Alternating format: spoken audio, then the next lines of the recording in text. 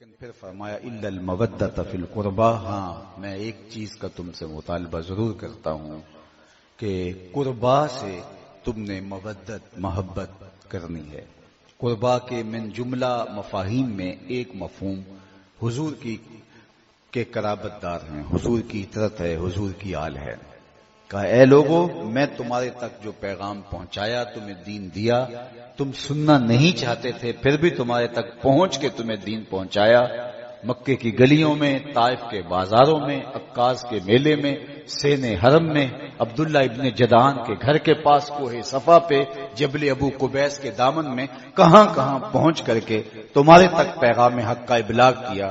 اس پر کوئی اجر نہیں مانگتا، لیکن ایک چیز کا تم سے مطالبہ ہے کہ میرے قرابت داروں سے تم نے محبت کرنی۔ اگر آپ میری بات پر پوری طرح سے توجہ دے رہے ہیں تو کیا قرابت داروں سے محبت اجر کی صورت تو نہیں بن رہی؟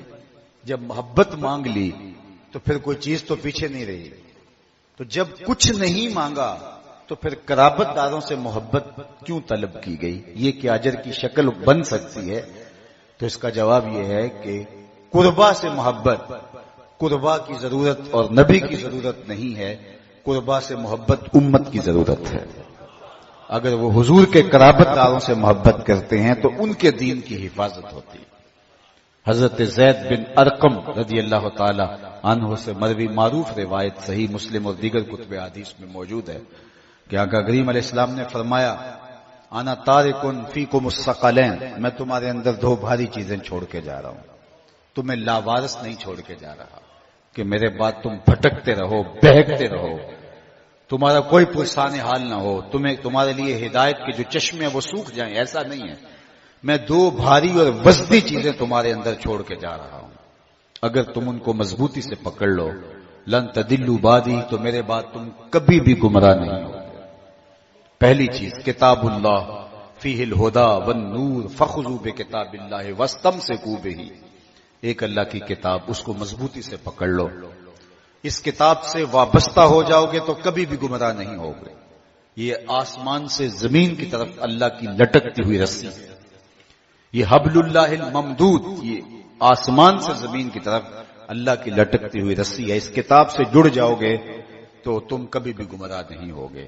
یہ تمہاری ہدایت کی ضامن ہے کتاب، اس سے وابستگی، اس سے دل بستگی، اس سے تعلق کے خاطر، اس کی تعلیمات اور تقاضوں پہ عمل پیرا ہونا تمہاری حفاظت اور تمہارے ایمان کی مضبوطی اور تمہاری ہدایت کا سبب ہوگی، اس لیے مضبوطی سے اس کتاب کو پکڑ لو۔ وَإِطْرَتِي اہل بیتی، اور میری اطرت اہل بیت، بلکہ فرمایا اذکرکم اللہ فی اہل بیتی، میں اپنے اہل بیت کے بارے تمہیں تذکیر کرتا ہوں، اللہ سے ڈراتا ہوں، اور 3 مرتبہ کہا۔ کسی چیز کی اہمیت کے لیے بار بار تکرار کیا جاتا ہے، تو اللہ کے محبوب جانتے تھے کہ بعد میں آنے والے زمانے میں کیا حالات ہوں گے، تو اس لیے حضور علیہ السلام نے 3 مرتبہ تاکید ارشاد فرمایا اذکرکم اللہ فی اہل بیتی، اذکرکم اللہ فی اہل بیتی، اذکرکم اللہ فی اہل بیتی، میں اپنے اہل بیت کے بارے میں تمہیں اللہ سے ڈراتا ہوں کہ ان کے معاملے میں کوتاہی کا ارتکاب نہ کرنا۔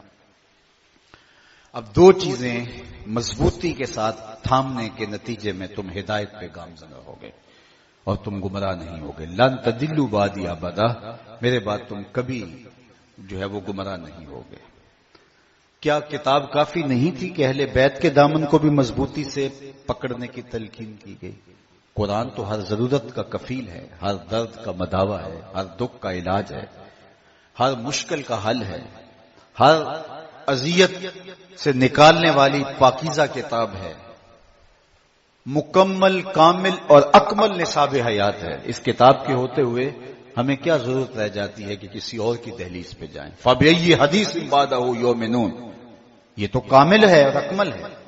حضرت جنید بغدادی نے اپنے مرید کو ایک صندوق دیا اور کہا بیٹا جاؤ اس کو دریائے دجلہ میں پھینکاؤ اور سنو کہ اس کو کھول کے نہیں دیکھنا کہ اس کے اندر ہے کیا۔ مرید نے صندوق سر پہ اٹھایا اور دریائے دجلہ کے کنارے پہنچا اور شیخ کے حکم کے مطابق دریا میں اس صندوق کو پھینک دیا۔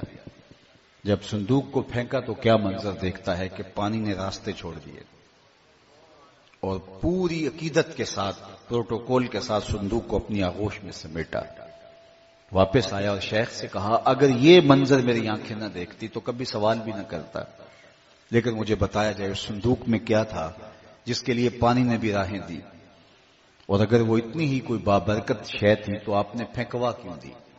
یہ ایک مسئلہ ہے جو حل نہیں ہو رہا۔ تو شیخ کہنے لگے بیٹا تم نے دیکھ لیا ہے ایسا منظر، تو اب جب تک بتاؤں گا نہیں تمہیں تسکین نہیں ملے گی۔ سنو، میں نے 12 سال کی محنت شاقہ سے ایک کتاب تحریر کی تصوف کے رموز اور غوامض اور اسرار پر، پھر 12 سال اس کی نوک پلک سنوارتا رہا کہ اس کا کوئی جملہ شریعت بیضا کی مطابقت میں ہو، مطابقت سے ہٹ کے نہ ہو۔ پھر 12 سال سوچتا رہا کہ اس کتاب کو لوگوں تک پہنچاؤں کہ نہ پہنچاؤں۔ آج 36 برس بیت گئے، میں نے سوچا ہے قرآن کے ہوتے ہوئے لوگوں کو جنید کی کسی کتاب کی ضرورت نہیں ہے، جو تم پھینک کے آئے ہو وہ میری 36 برس کی کمائی ہے، قرآن اتنا کافی ہے۔ جب قرآن کے ہوتے ہوئے ہمیں کسی چیز کی ضرورت نہیں ہے تو پھر کیا ضرورت تھی کہ اہل بیت کے دامن کو مضبوطی سے پکڑا جائے اور قرآن کے ساتھ وابستگی اختیار کرنے کے حکم نامے اور تاکیدی حکم کے بعد پھر اہل بیت کے ساتھ وابستہ رہنے کا حکم 3 مرتبہ تاکید کے ساتھ ارشاد فرمایا گیا۔ تو صاحب، ایک ہوتا ہے علم، ایک ہوتی ہے اس کی عملی مشق، ایک ہوتی ہے تھیوری اور ایک ہوتا ہے اس کا پریکٹیکل۔ اگر اسلام کی تھیوری دیکھنی ہے تو قرآن موجود ہے، اگر پریکٹیکل دیکھنا ہے تو کربلا کے تپتے ہوئے ریگزار میں حسین ابن علی کا کردار۔ اب اس عنوان سے آپ قرآن مجید پڑھتے جائیے، لیکن میں صرف ایک آیت کریم آپ کے سامنے رکھنا چاہوں گا۔ قرآن کی تھیوری کیا ہے؟ وَلَنَبْلُوَنَّكُمْ بِشَيْءٍ مِّنَ الْخَوْفِ وَالْجُوعِ وَنَقْصٍ مِّنَ الْأَمْوَالِ وَالْأَنفُسِ وَالثَّمَرَاتِ